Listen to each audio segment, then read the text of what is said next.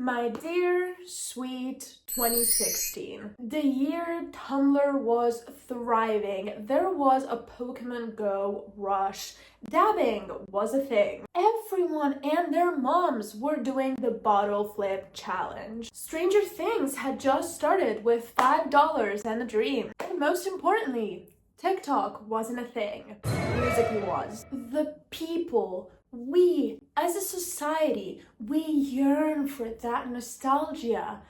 And when I say we, I mean me. But hey, I am sure there's plenty of people out there who feel the same way as I do. Listen, I'm gonna be honest. I might have my selfish reasons to think this way. Back in 2016, I had just turned 12. So it was basically the year that I started high school. Meaning, it was the beginning of the end of my mental health. I never got to live my 2016 Tumblr cool girl era. So now that we all collectively yearn for that type of feeling, what can I say? I use it as an excuse to also bring it back. And hey, listen, I'm not gonna act like everything was perfect back then. Remember those killer clowns? Yeah, we are not bringing that back. And also, some fashion trends, and by fashion I mean whatever the fuck I was attempting to do with my outfits. We're also keeping that 10 years ago. But I think we can all collectively agree that it was a much simpler time back then. For example, as for content creation, homemade funny comedy videos were in.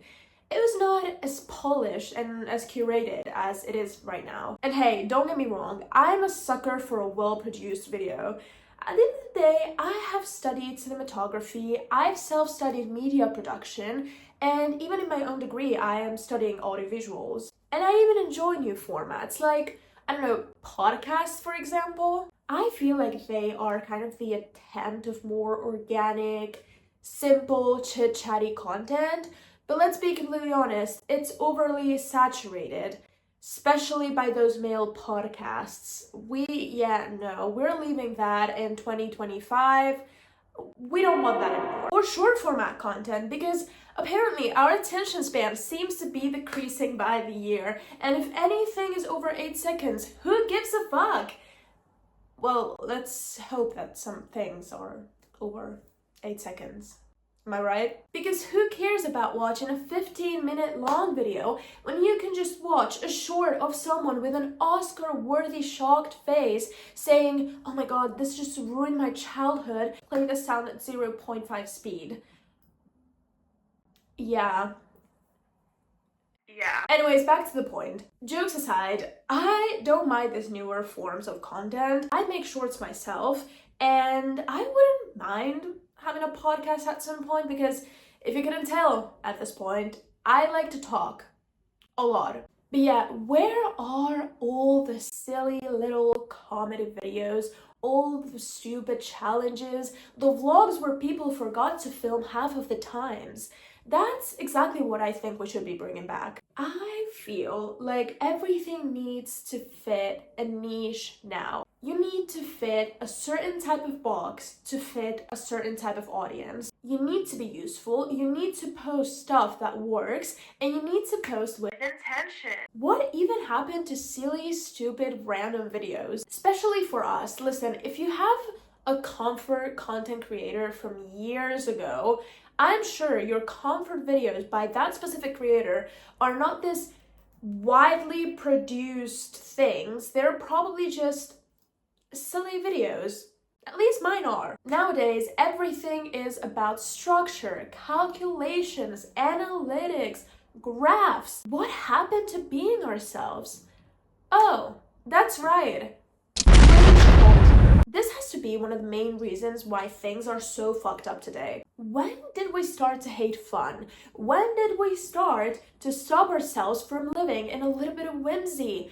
Hashtag to be cringe is to be free, and I will die on that hill. Nowadays, no matter what you do, everything seems to be considered cringe. Well, God forbid a human being likes to be a little bit weird and have a little bit of fun. If we all just collectively made the effort to agree to stop calling everything cringe That would be my version of flying cars in 2026. And yeah, sure, in 2016, people were also bullies on the internet. People also consider stuff cringe. But nowadays, have you tried opening up a TikTok comment section? Yeah, I avoid that thing like it's the fucking plague. Let's just all agree to state as our main goal in 2026 to stop making everything cringe. And trust me, life will be so much more fun. Everyone is exhausted nowadays. Nostalgia is, in a way, exhaustion in disguise. Most of us crave that sweet middle spot of not just doom scrolling with zero effort for hours through brain rot,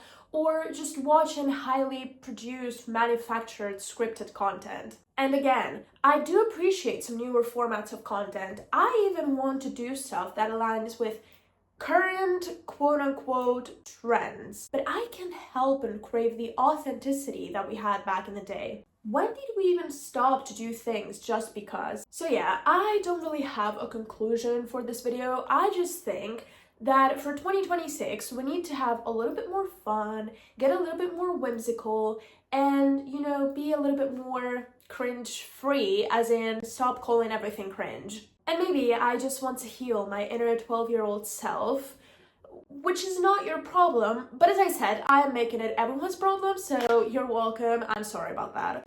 And yeah, this is the part where I'm gonna be the annoying content creator and tell you to please subscribe to my channel because it would help me a lot, and to follow me on my other socials, which are gonna be on the screen. Yeah, this part of content creation is not gonna change in 2026, nor anytime soon. I'm sorry again. Anyways, see you around next time. Remember, I post videos every Wednesday and Saturday or Sunday. It was posted on a Sunday. It was supposed to be posted yesterday. We're gonna ignore that. So, see you guys next Wednesday. That's not a threat. Or is it? Anyways, bye-bye.